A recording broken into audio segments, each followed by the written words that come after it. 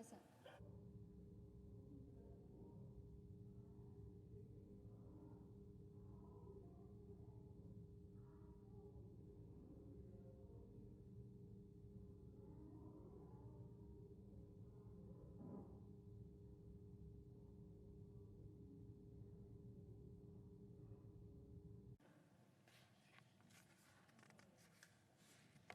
Mr. President. The Senator for Tennessee. Are we in a quorum call? We are in a quorum call. I ask that the quorum call be vacated. Without objection. Thank you, Mr. President. I have to tell you, when I am back home, I am struck by one of the things I'm hearing in Tennessee, and it's this odd mix of optimism and also of concern. And Tennesseans are very concerned that we are not going to pass another round of COVID relief in time to help save their businesses, in time to help people who lost their job through no fault of their own. And on the other hand, they're excited about the fact that we finally have vaccines that are going through the process, that are getting to communities. There are vaccinations taking place. And I have thought, you know, this is really an interesting mix of emotions, especially with Christmas right around the corner. And Sunday, after I had visited with some folks, I thought, you know, this, I think, is where people are going to be for a while. Some are very optimistic, some are incredibly worried, but there is one thing that is a constant, and I've really watched this grow over the last several months. It is the confusion and the anger that is directed at the Chinese Communist Party. And quite frankly, this is something that I fully believe has reached a boiling point with Tennesseans and with the American public. Tennesseans were familiar with the tense relationship between China and the U.S.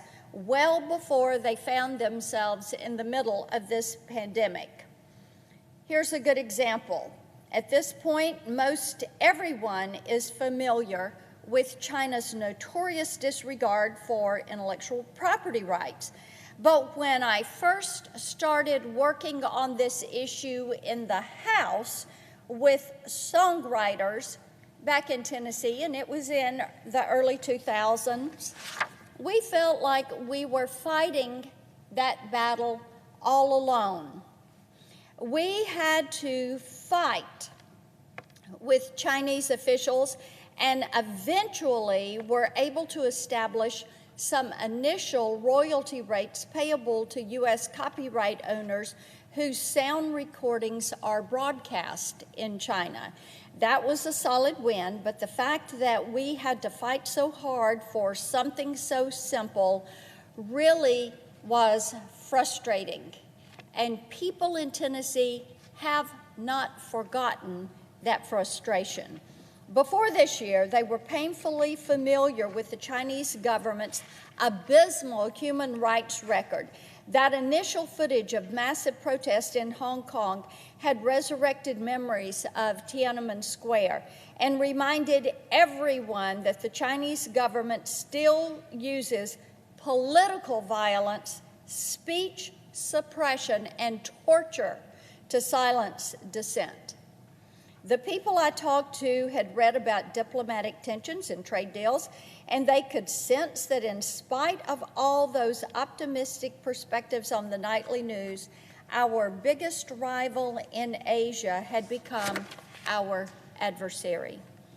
So they weren't at all shocked when news reports started rolling in that the Chinese Communist Party officials in Hubei province in Beijing had done nothing, not one thing, to stop the spread of the novel coronavirus.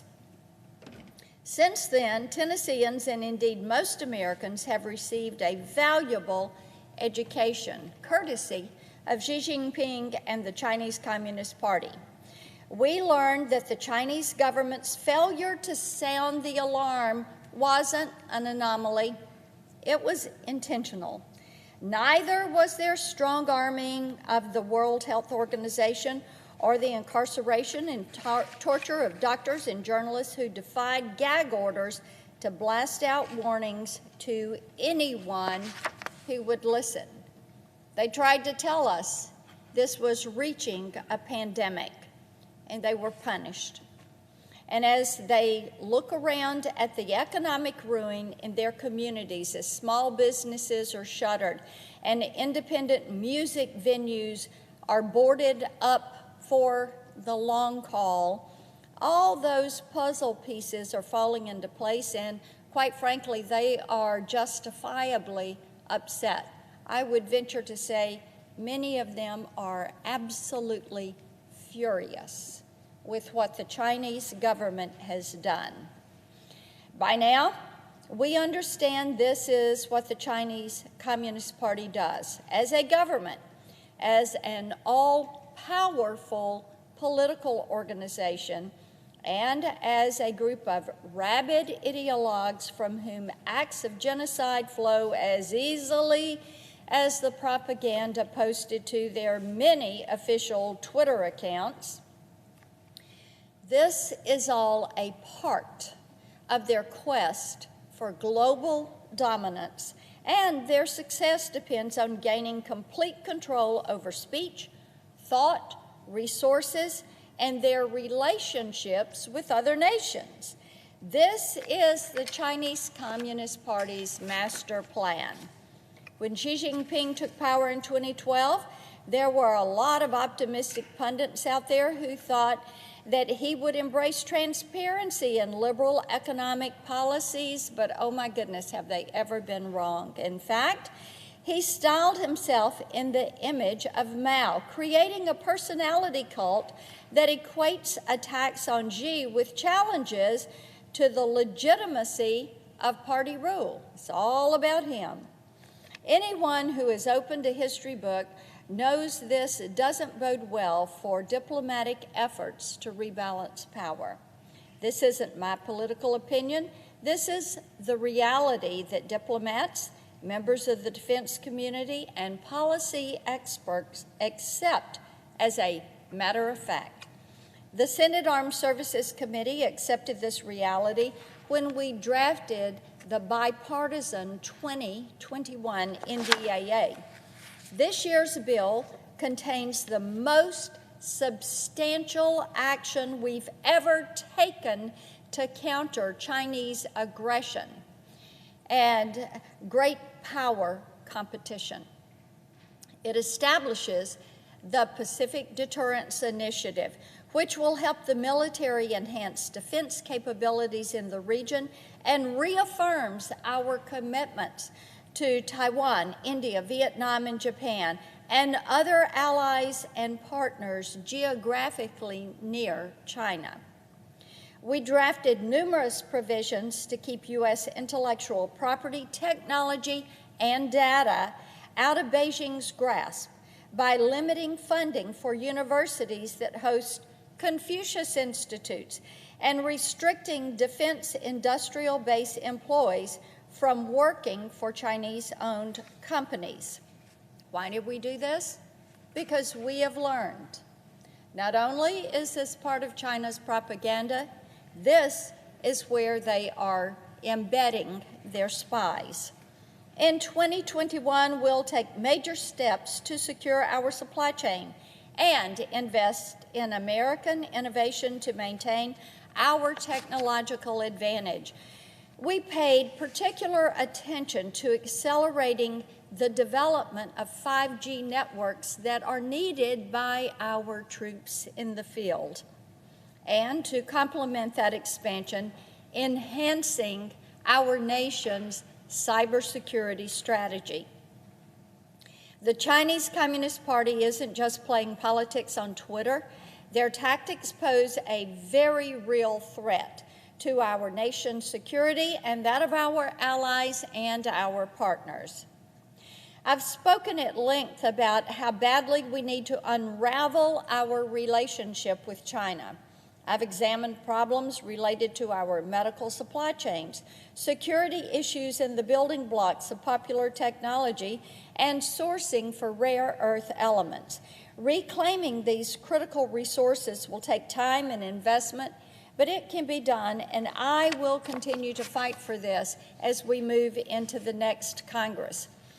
But I want to consider just for a moment a few examples of this entanglement that hit particularly close to home and really give a sense of how much private companies and organizations compromise just to maintain access to the Chinese marketplace. Earlier this year, the PR professionals at the NBA worked some serious overtime after an investigative report published by ESPN showed that the Chinese Communist Party affiliated coaches at the league's training facilities in Xinjiang were abusing players. That is correct, abusing players. Initial reports of this abuse were ignored by NBA officials.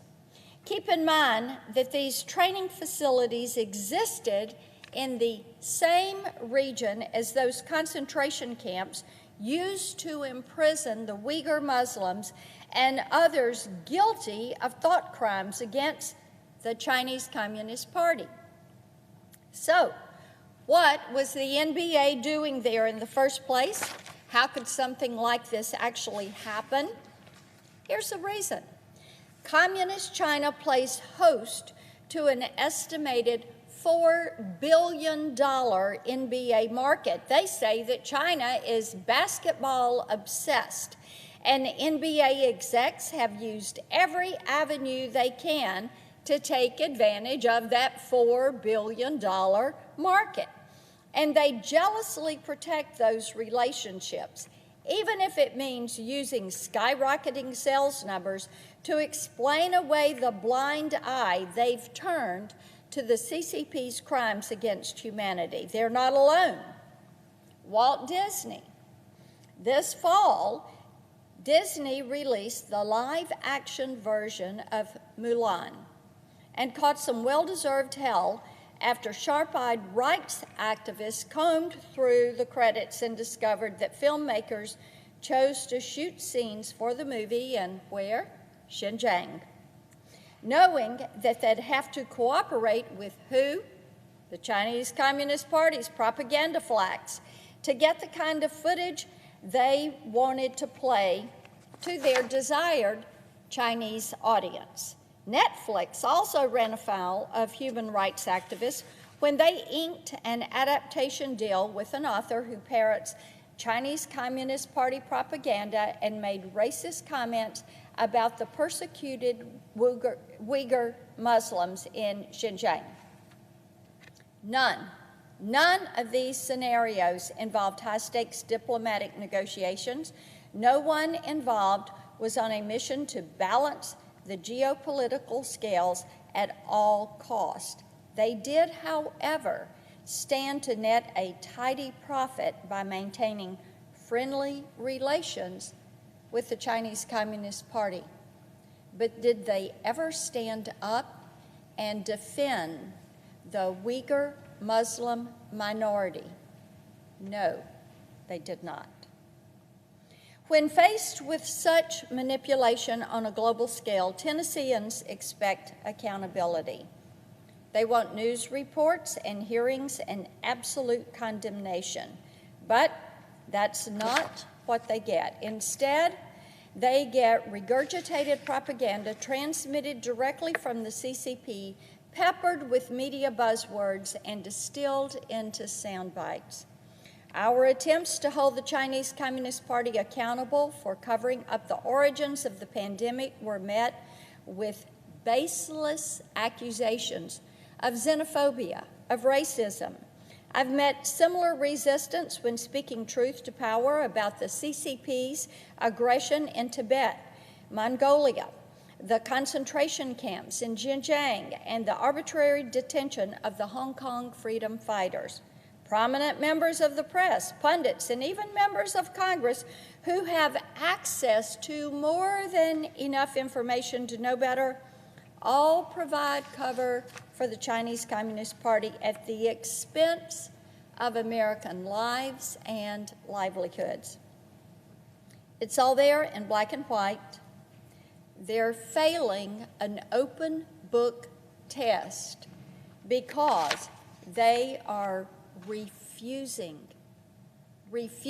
to admit that their coziness with China does not serve the American people or our allies well. This situation will not evaporate with the start of the new Congress. Vaccines and defense funding and new technology will solve some immediate problems. They're not a strategy. Those are action items. We must all commit right now to an aggressive strategy that leads a whole-of-government approach to protecting American intellectual property, to securing our critical supply chains, and bringing our manufacturing back home. We must assert our role as a leader on the global stage and stand between the Chinese government and leadership roles in international organizations. How is it that China could have a seat on the Human Rights Council of the United Nations? Look at what they're doing to the Tibetans, to the Taiwanese, to the Hong Kong freedom fighters, to the Uyghur Muslims. And we should continue to provide support for Hong Kong and for Taiwan, build a strong network of allies and partners across the Indo-Pacific. And we should increase our defense investment in the Indo-Pacific Command. I laid out more items in a white paper I released earlier this year. It's online, blackburn.senate.gov. It's time to pay attention to everything the CCP is doing. In today's New York Post, I had an op-ed that lays out how they're using Twitter to troll and intimidate the rest of the world into staying silent. And you know what? They're unfortunately, having some success with that. World leaders, powerful corporations, celebrities are all scared into silence by online propaganda campaigns. And, Mr. President, I would ask that a copy of my op-ed be included in the record with these remarks. Without objection. Thank you. If they can do that with a hashtag, all of that suppression, all of that intimidation, then think about what they'll do in the real world. If we stand down, the Chinese government is going to keep pushing to stand up. They will fill a power vacuum because their determination is to be the leader, the global dominator. They want the 21st century to be the China century. It is their strategy. It is what they do. So now is the time to act, and I would encourage my colleagues to remember this as we begin a new Congress. I yield the floor. And note the absence of a quorum. Clerk will call the roll. Mr. Alexander.